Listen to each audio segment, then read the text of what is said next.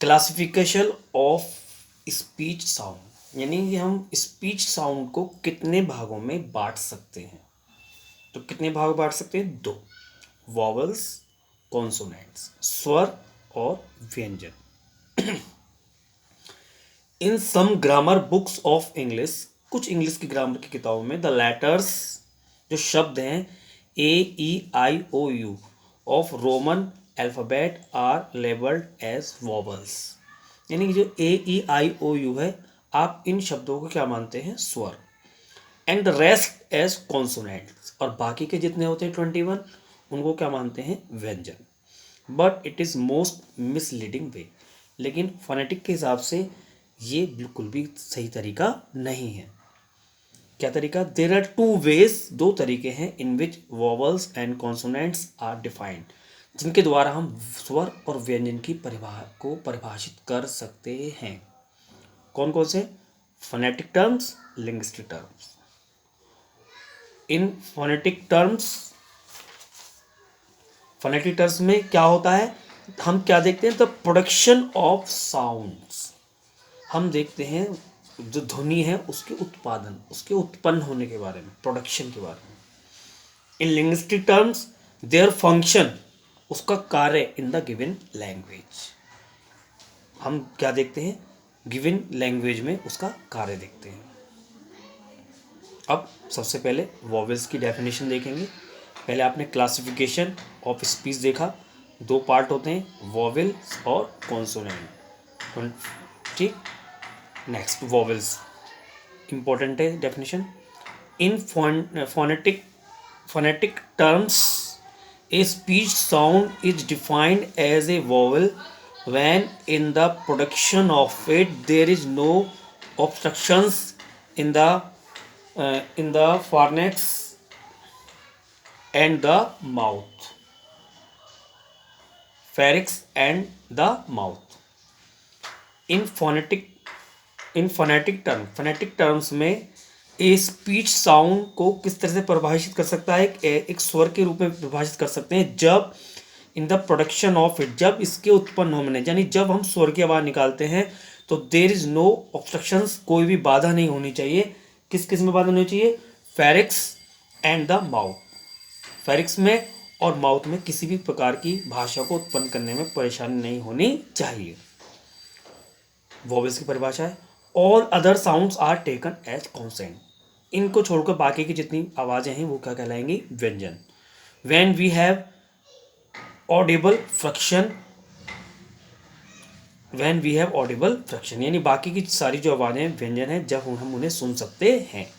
In the production of the vowel the air comes out freely through the mouth, ये स्वर के उत्पन्न होने में जो हवा है, वायु है, कम्स आउट फ्रीली, स्वतंत्र रूप से आती है, थ्रू द माउथ, मुंह से। दे आर वॉइस्ड साउंड, इन्हें वॉइस साउंड भी कहा जाता है।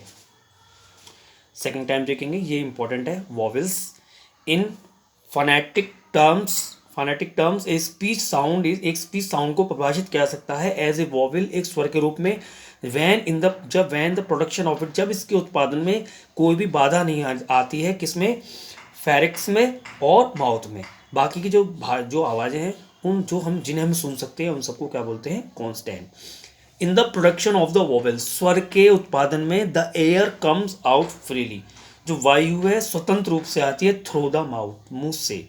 दे आर वॉइस साउंड, वे सब ये सुनने वाली आवाज़ें होती हैं। अब देखेंगे कॉन्सोनेंट की परिभाषा। The word consonant has been derived from the Greek word consonantium, which means the sound produced with the help of some other word sounds. ये जो शब्द कॉन्सोनेंट है वो ग्रीक शब्द से लिया गया है, जिसका अर्थ है एक ऐसी आवाज़ जिसको दूसरों की मदद से उत्पन्न किया जाता है, विशेष रूप से स्वर की मदद से उत्पन्न किया जाता है। व्यंजन को लिया गया है, ग्रीक शब्द से लिया गया है, जिसका अर्थ है वैसी आवाज़ जो कि दूसरी आवाज़ से पर डिपेंड रहती है, जिसको दूसरी आवाज़ के द्वारा ही निकाला जा सकता है। Both the ancient Greeks and Indians defined the consonant as a sound produced with the help of a vowels. लेकिन जो कॉन्सेंट की दूसरी परिभाषा है वो ये है कि इसे स्वर की मदद से ही उत्पन्न किया जाता है। ग्रीक और इंडियंस जो डिफाइन करते हैं, but such a definition is faulty and incomplete. लेकिन आप यदि ठीक से देखेंगे तो ये इनकम्प्लीट डेफिनेशन है, ये गलत है और अधूरी है। क्यों? वाई? रीज़न क्या है? First, there are sibilant consonant, कुछ ऐसे भी कॉन्सोनेंट है such as F S Z and the some lateral L and nasals, Ram में एम, रन में N, which can be pronounce without the help of any vowels. ये example है, लेकिन कुछ ऐसे शब्द भी हैं जिन्हें बिना स्वर के बोला जा सकता है। सेकेंडली, दूसरी बात यह है, देर आर सम लैंग्वेजेस, कुछ ऐसी भाषाएं भी हैं which have words without any vowels, जो कुछ ऐसे शब्द रखती हैं जिनमें किसी भी स्वर का प्रयोग नहीं होता है। Most modern phoneticians and linguistics says, अधिकतर ये लोग कहते हैं कि consonant is a sound, consonant एक ऐसी आवाज़ है विच इज प्रोड्यूस, जो उत्पन्न होती है बाय द स्टॉपेज और partial stoppage of the breath, जो हवा के थोड़े या ज़्यादा रुकने के द्वारा उत्पन्न होती है। तो ये कॉन्सोनेंट की डेफिनेशन है कि जो कॉन्सोनेंट शब्द है ग्रीक शब्द से लिया गया है, जिसका अर्थ है कि ऐसी आवाज़ जो दूसरी आवाज़ से उत्पन्न होती है। और जो भारतीय और ग्रीक जो लोग थे वो डिफाइन करते थे कि जो कॉन्सोनेंट है वो स्वर की मदद से ही बोला जाता है। लेकिन ये जो डेफिनेशन है वो गलत है। क्यों है गलत? क्योंकि कुछ व्यंजन हैं जैसे एस है, एफ है, जेड है, एल है, एम है, एन है, जो प्रोनाउंस हो सकते हैं किसकी मदद से?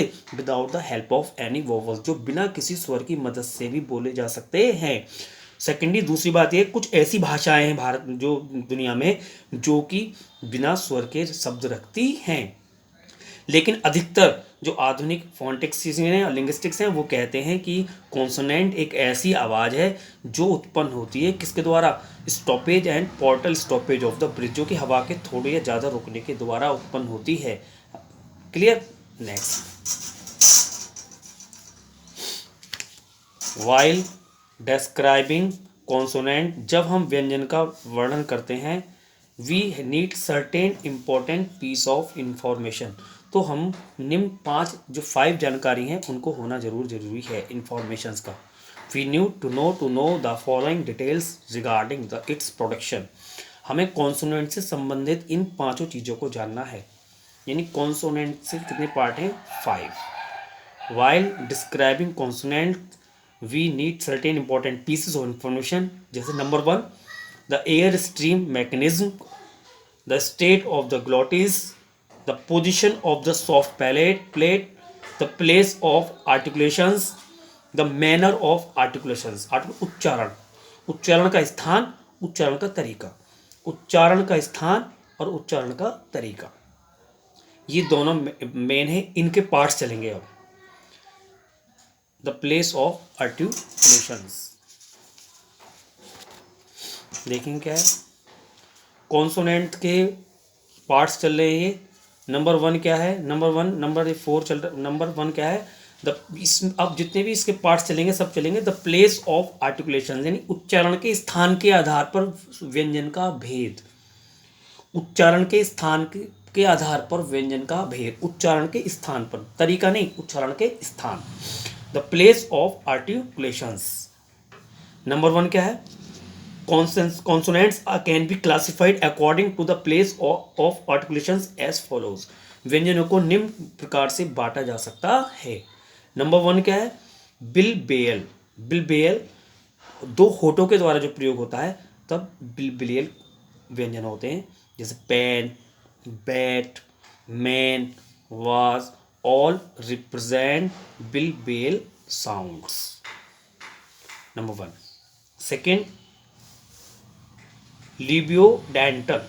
लेबियोडेंटल इसका द प्लेस ऑफ आर्टिकुलेशन का सेकंड पार्ट है लेबियोडेंटल। इसमें क्या होता है? ये किस से निकलता है आवाज़? नीचे वाले होठों से जो कि एक्टिव है और ऊपर वाले पैसिव दांतों से, निष्क्रिय। Lower lip is the active articulators and the upper teeth is the passive articulators, यानी इसमें लेबियोडेंटल की आवाज़ जो निकलेगी किससे निकलेगी? लोअर लिप से जो कि एक्टिव है, और अपर टीथ से जो कि पैसिव है। आपको पहले बताया था एक्टिव और पैसिव आर्टिकुलेटर्स में डिफरेंस बताया था। एक्टिव आर्टिकुलेटर्स वो होते हैं जो वक्त के हिसाब से जिनमें चेंज हो जाता है, प्लेस चेंज हो जाता है, जैसे होठ है, जीभ है, ये चेंज हो जाती है तो एक्टिव कहलाएगी। लेकिन दांत जो होते हैं वो अपने स्थान से नहीं बदलेंगे, केवल मूव नहीं कर सकते, कुछ नहीं कर सकते, तो ये क्या कहलाएंगे, सब पैसिव। एक्टिव वो माउथ के पार्ट जो चेंज हो सकते हैं वो एक्टिव, जो चेंज नहीं हो सकते प्लेस को वो पैसिव। तो लेबियो डेंटल किससे बनता है, लोअर लिप से और अपर टीथ से। इसकी एग्जाम्पल क्या है, fine wine can be taken an example. Third देखेंगे किसका पार्ट है, प्लेस ऑफ आर्टिकुलेशंस का पार्ट है डेंटल। डेंटल किससे बनेगा, जीभ का टिप, जीभ का टिप पार्ट है, एक्टिव है और ऊपर वाले दांत passive. The tip of the tongue is the active articulators and the upper teeth is the passive articulators. इसमें एग्जाम्पल क्या है, देवनागरी की जो सीरीज है हिंदी की, ते, थे, दे, धे, ने आर डेंटल साउंड्स या द इनिशियल साउंड। इनिशियल प्रारंभिक आवाज किसकी, थिन, दैट, थकना, इनकी प्रारंभिक की आवाज। एक बार रिवीजन करेंगे। द प्लेस ऑफ आर्टिकुलेशन, उच्चारण के आधार पर व्यंजन के भेद। उच्चारण के आधार पर व्यंजन के भेद कितने, नंबर 1 क्या था, बिल बेल का मतलब दो होठों के द्वारा जो आवाज निकलती है। लेबियोडेंटल यानी नीचे वाले होठ से और ऊपर वाले निष्क्रिय दांत से जो आवाज निकलती है, लेबियोडेंटल। थर्ड क्या था, डेंटल का मतलब जीभ का टिप और ऊपर वाले दांत, tip of the tongue and active articulators of and upper teeth as a passive articulators. Active का मतलब सक्रिय, जो पार्ट्स हिल सकते हैं, जो मूव कर सकते हैं। पैसिव का मतलब निष्क्रिय। Number 4 alveolar. अल्वेओलार की आवाज़ निकालेंगे। देखिएगा आप इसे थोड़े से खुद पढ़ सकते हैं क्योंकि वीडियो बहुत लंबी बन जाएगी। अल्वेओलार का मतलब है, देखिए एक्टिव आर्टिकुलर लिख दिया मैंने, ब्लेड और टिप ऑफ द टंग, और passive articular teeth ridge. Example tin, डिन, लेट, नो, से और जू। पोस्ट अल्वेओलार के एग्जाम्पल क्या हैं, एग्जाम्पल पढ़ते लेते हैं। जैसे रेल, ट्री, रेल और ट्री में आर की आवाज, रेल, ट्री।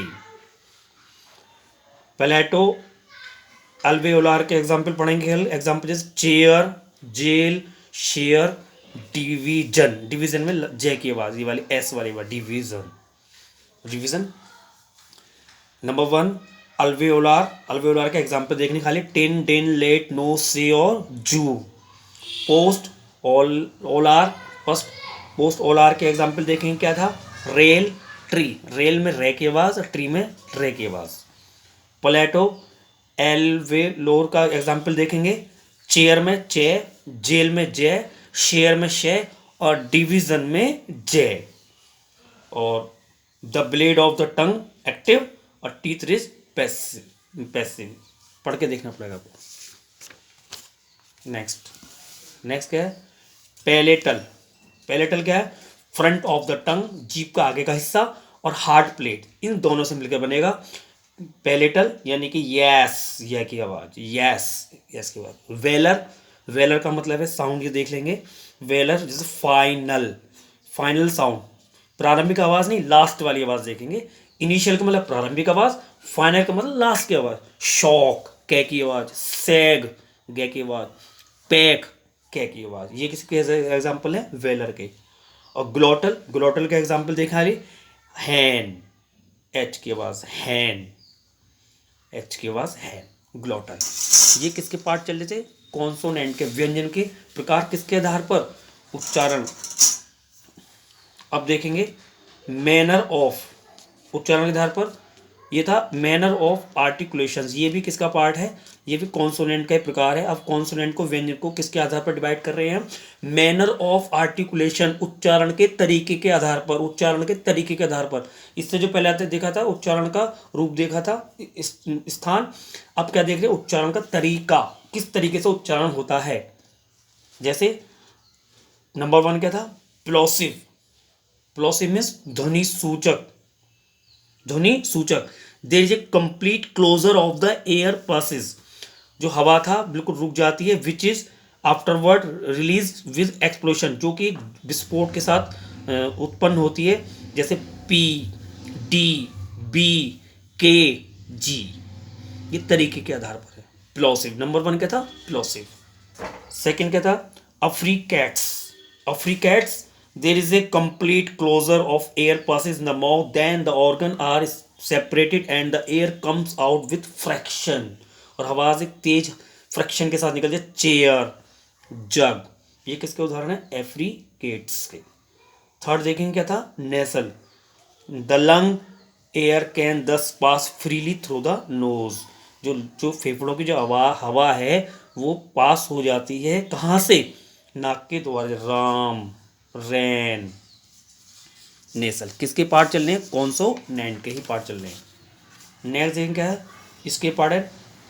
रोल। नंबर 4 क्या थे? नंबर 3 तो आपने पीछे पढ़े थे। नंबर 4 क्या? Roll, when the tip of the tongue strikes against the teeth ridge, जब टंग का जो टिप का जो भाग है टकराता है किससे? अगेंस्ट द टीथ रिज, दांतों की रिज से। ए नंबर ऑफ टाइम, कई बार, तब कौन सी आवाज निकलती है? रोल की। रोल, जैसे रेड, रैन।